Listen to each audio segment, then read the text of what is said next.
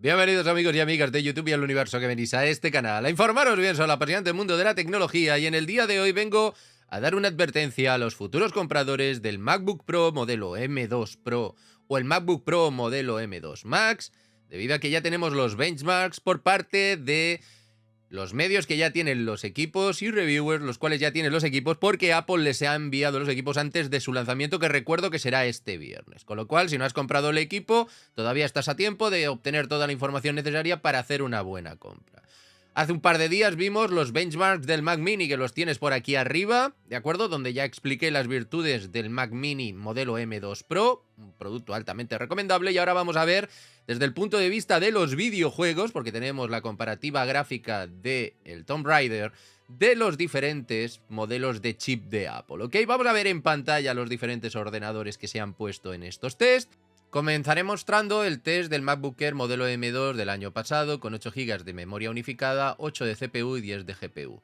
El test está realizado a 1080 con la calidad más alta que da el videojuego. Como podéis ver, Tomb Raider se mueve a 32 frames por segundo, una tasa de frames la cual es escasa para la mayoría de los jugadores los cuales quieran disfrutar de un videojuego el cual tiene características AAA. Si pasamos a los modelos de este año, al M2 Pro de 16 GB de memoria unificada con 12 de CPU y 19 de GPU, si miramos arriba a la derecha, el test de rendimiento de la memoria se mantiene en 8 GB utilizados, con lo cual los 16 GB de memoria unificada no los necesitas para mover este videojuego. Está tirando básicamente de la GPU de 19 núcleos de este chip M2 Pro, pues con el chip M2 Pro, en este fotograma que he paralizado hay 59 frames por segundo, pero en el resultado final del test, lo veremos al final, y veremos cómo esta tasa de frames supera los 60, con lo cual la GPU de 19 núcleos del M2 Pro es una GPU altamente recomendada si quieres jugar a videojuegos. Como comparativa, aquí tenéis el M1 Max de 32 GB con 10 de CPU y 32 núcleos de GPU. Un test de rendimiento que, como podéis ver arriba a la derecha, la memoria RAM o la memoria unificada solo utiliza 8 GB de memoria unificada. La GPU está prácticamente a un rendimiento muy bajo, no requiere una gran potencia este videojuego para esta GPU.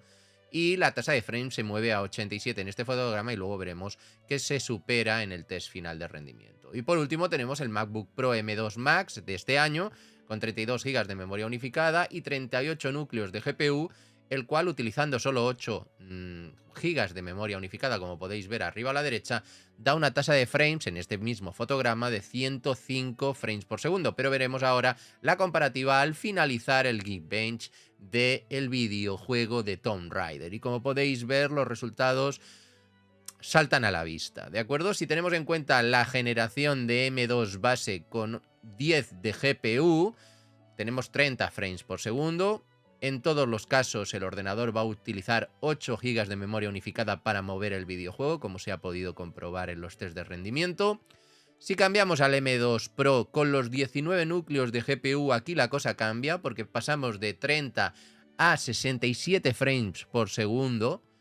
Prácticamente no lo duplica, incluso supera el doble de la tasa de frames. También es lógico, hemos pasado del chip base M2 de 10 núcleos de GPU a este nuevo M2 Pro con 19 núcleos de GPU.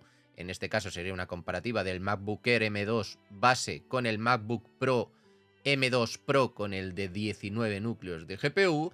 Y si nos pasamos un poco a la comparativa interanual de lo que viene siendo el chip M1 Max de la anterior generación con 32 núcleos de GPU, teniendo en cuenta que el videojuego no exige más de 8 GB de memoria unificada según lo que sale en estos benchmarks, lo que vamos a ver es que realmente el nuevo chip del modelo de este año M2 Max, el cual tiene 38 núcleos de GPU, va a superar ampliamente el resultado de la anterior generación. Por una cuestión lógica, se le añaden núcleos de GPU, los cuales ayudan a este rendimiento, porque os recuerdo que la memoria unificada del test de rendimiento de este videojuego en todo momento marca que estaba utilizando 8 GB de memoria RAM, que en este caso es la memoria unificada del ordenador. Con lo cual aquí hay que hablar claro, que es que los núcleos de GPU de las diferentes CPUs del M1 Max y el M2 Max marcan una ligera diferencia. Pasamos de 96 a 117 frames, y del M2 normal al M2 Pro pasamos de 10 a 19, con lo cual hay un salto del doble de frames.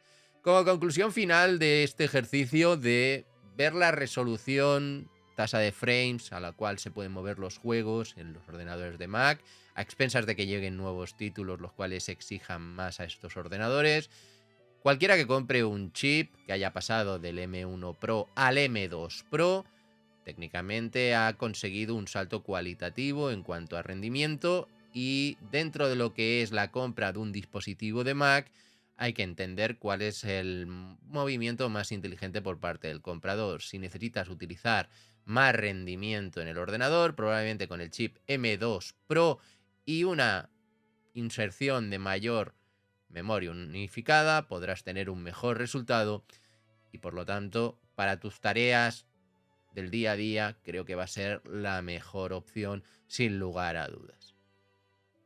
Claro, ahora es una cuestión de que la gente, vosotros decidáis. Las pruebas están ahí, falta por ver otros test más, entre comillas, del día a día, pero en los test del día a día yo ya os he explicado muchas veces que no vais a notar ni diferencia entre el M2, el M2 Pro y el M2 Max.